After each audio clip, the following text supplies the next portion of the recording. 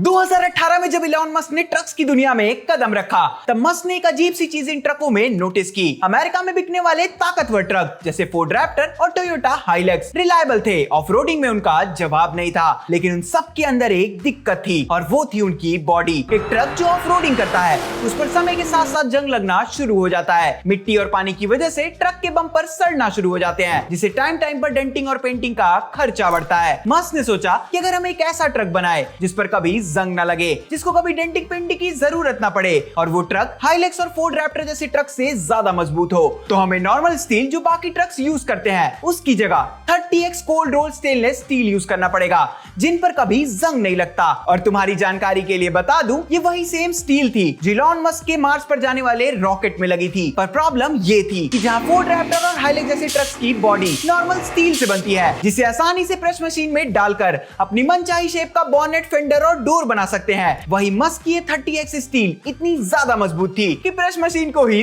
तोड़ देती थी। ऊपर से इस स्टील पर कोई भी पेंट नहीं चढ़ सकता था। मस्क ने सोचा अगर पेंट नहीं होगा तो पार्ट्स को जोड़ने के लिए वेल्डिंग नहीं कर सकते, क्योंकि स्टील को वेल्ड करते ही उसका रंग बदल जाता है। मस्क को एक ऐसा रास्ता चाहिए था जो बिना वेल्डिंग किए पार्ट्स को जोड़ दे। और तब मस्क के दिमाग में एक आइडिया आया, क्यों ना हम एक ऐसा ग्लू बनाए जो इतना मजबूत हो कि पूरे साइबर ट्रक को हवा में उठाने की ताकत रखे। और इसी प्रॉब्लम से जन्म हुआ एक ऐसे ग्लू का जिसके अंदर स्टील को जोड़ने की ताकत थी, और इसका नाम था स्ट्रक्चरल एडेसिव। पर असली प्रॉब्लम तो तब शुरू हुई जब छोटे मोटे क्रैशेस के बाद अपनी साइबर ट्रक ठीक करवाने के लिए लोग सर्विस सेंटर आने लगे, जहां उन्होंने अपनी साइबर ट्रक को ग्लू से जुड़ते देखा और उनकी आंखें फटी की फटी रह गई। लोगों ने तरह तरह की बातें बनानी शुरू कर दी, इलॉन मस्क को टॉन्ट मारना शुरू कर दिया। और इन सब के बीच जब जेरी नाम के इस यूट्यूबर की साइबर ट्रक क्रैश हुई और ठीक करवाने के लिए वो टेस्ला के सर्विस सेंटर गया, तब सर्विस सेंटर वालों ने यही ग्लू का यूज कर उसका बम्पर मिनटों में चिपका दिया और जेरी को बोला ये ग्लू इतना ज्यादा मजबूत है कि एक पूरी की पूरी साइबर ट्रक को हवा में उठा सकता है। तुम्हारा बम्पर पहले की तरह मजबूत हो चुका है। जेरी को ये बात और ग्लू की ताकत हजम नहीं हुई, जिसके बाद टेस्ला का पर्दा फाश करने और टेस्ला के ग्लू को गलत साबित करने जेरी ने क्रेन मंगवाई और अपनी साइबर ट्रक और क्रेन के बीच एक स्टील का कनेक्टर लगाया और स्टील के कनेक्टर को टेस्ला के ग्लू से जोड़ दिया। क्रेन ऑपरेटर को साइबर ट्रक को हवा में उठाने का इशारा किया